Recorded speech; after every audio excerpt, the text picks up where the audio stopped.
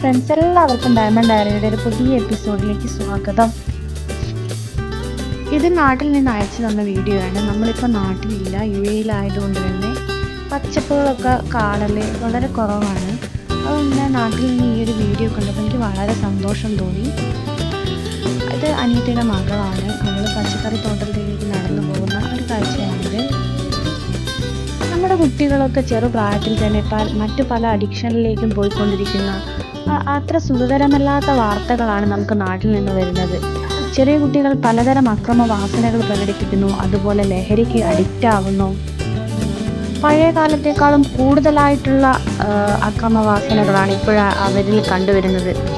അതുകൊണ്ട് തന്നെ നമ്മൾ ഓരോരുത്തരും വളരെ ജാഗരൂകരാകേണ്ടതുണ്ട്. അവരെ ഇത്തരം കാര്യങ്ങളിലേക്ക്, കൃഷികളിലേക്ക്, അതുപോലെ വായനയിലേക്ക്, അങ്ങനെ മറ്റ് പലതിലേക്കും വഴിതിരിച്ച് വിടേണ്ടത് നമ്മുടെ തന്നെ ഒരു ഉത്തരവാദിത്തമായി മാറിയിരിക്കുകയാണ്. ജൈവികപരമായി നമ്മൾ പ്രകൃതിയോട് ഏറ്റവും അടുത്ത് നിൽക്കുന്നവരാണ് എങ്കിലും ഭൗതികതയിലേക്ക് നമ്മൾ കണ്ണൂന്നി നിൽക്കുന്നത് കൊണ്ട് തന്നെ ഒരുപാട് അകന്നിട്ടാണ് മനുഷ്യന്മാർ പ്രകൃതിയിൽ നിന്നും അന്യരായിട്ടാണ് ജീവിക്കുന്നത്.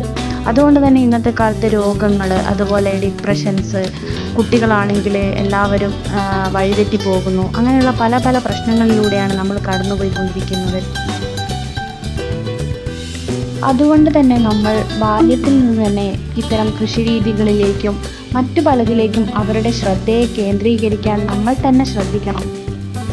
ഒരു പൂവ് എങ്ങനെയാണ് ഉണ്ടാകുന്നത്, ഒരു വിത്ത് എങ്ങനെയാണ് മുളയ്ക്കുന്നത് എന്നിങ്ങനെയുള്ള കാര്യങ്ങൾ, ചിത്രശലഭം എങ്ങനെയാണ് ഒരു ശലഭമായി പരിണമിക്കുന്നത്, അങ്ങനെയുള്ള കുഞ്ഞു കാര്യങ്ങൾ അവർ പ്രകൃതിയിൽ നിന്ന് തന്നെ പഠിക്കട്ടെ.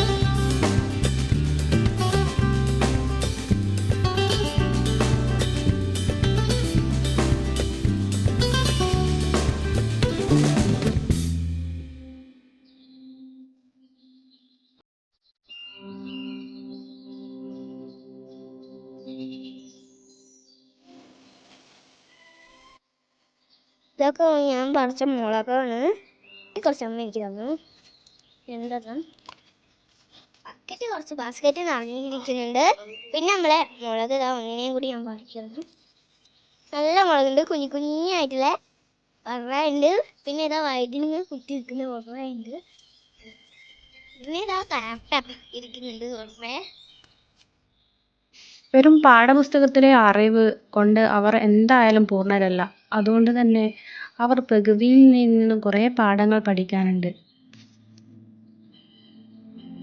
അതിനുള്ള അവസരം നമുക്ക് തന്നെ നമ്മുടെ മക്കൾക്ക് വീട്ടിലേക്ക് ഒരുക്കി കൊടുക്കാം.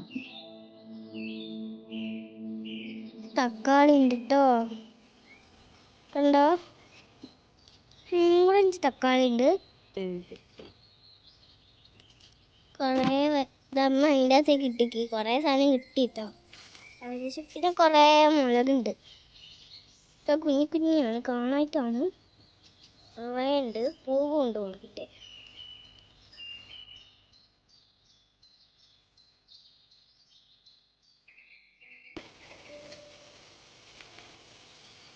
കുറേ വൈദ്യുതി ആക്കി